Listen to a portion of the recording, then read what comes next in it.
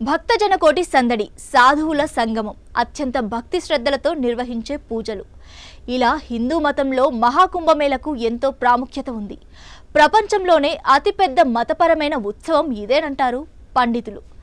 జనవరి 13 నుంచి ఉత్తరప్రదేశ్ ప్రయాగ్రాజ్లో ప్రారంభం కానున్న మహాకుంభమేళ 45 రోజుల పాటు కొనసాగుతుంది. ఫిబ్రవరి 26న ముగుస్తుంది. మహాకుంభమేళలో పుణ్యస్నానం ఆచరించడం వల్ల సకల దేవతల ఆశీస్సులు లభిస్తాయని హిందువులు విశ్వసిస్తారు. అయితే ఈ విశ్వాసం వెనుక ఓ శాస్త్రీయత ఉందంటారు జ్యోతిష్యులు. మహాకుంభమేళ ప్రాచీన భారతీయుల ఖగోళ శాస్త్రంపై ఉన్న లోతైన జ్ఞానాన్ని ప్రతిబింబిస్తుందట.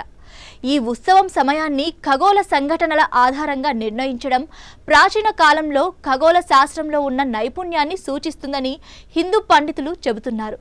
ఈ ఉత్సవ సమయం గ్రహాల నిర్దిష్ట స్థితుల ఆధారంగా నిర్ణయిస్తారు. ప్రత్యేకంగా బృహస్పతి అంటే జూపిటర్ 12 సంవత్సరాల కక్ష, అలాగే సూర్యుడు చంద్రుని స్థానాలతో కలిపి ఈ ఉత్సవ సమయాన్ని డిసైడ్ చేస్తారు. ప్రాచీన భారతీయులు భూమి భౌగోళిక, భూమి ఆకర్షణ శక్తులపై లోతైన అవగాహన కలిగి ఉన్నారన్నది పండితుల మాట.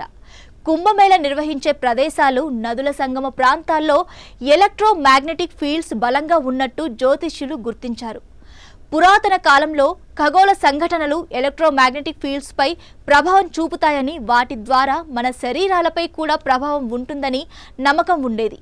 ఈ ఉత్సవ సమయంలో ఎలక్ట్రోమాగ్నెటిక్ ఫీల్డ్ మార్పులు మన శరీరాలపై సానుకూల ప్రభావం చూపుతాయని కొందరు నమ్ముతూ ఉంటారు.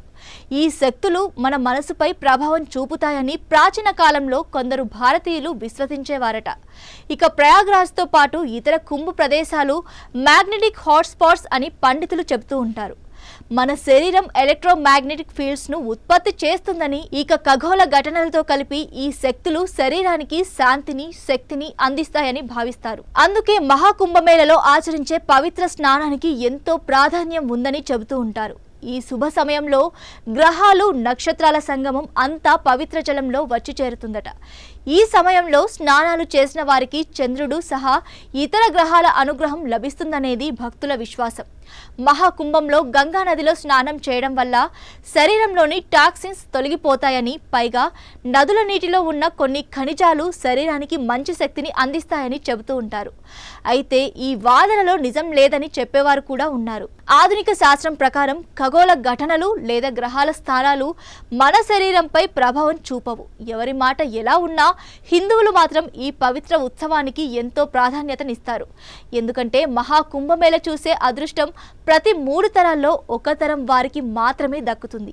కుండనే సంస్కృతంలో కుంభం అంటారు. దానినే కలశం అని కూడా పిలుస్తారు. ఖగోళ శాస్త్రం ప్రకారం కుంభం అనేది ఓ రాశిని సూచిస్తుంది. ఈ రాశిలో కుంభమేళాని నిర్వహిస్తారు. సూర్యుడు, బృహస్పతి సంచారం ఆధారంగా కుంభమేళ తేదీలు నిర్ణయిస్తారు.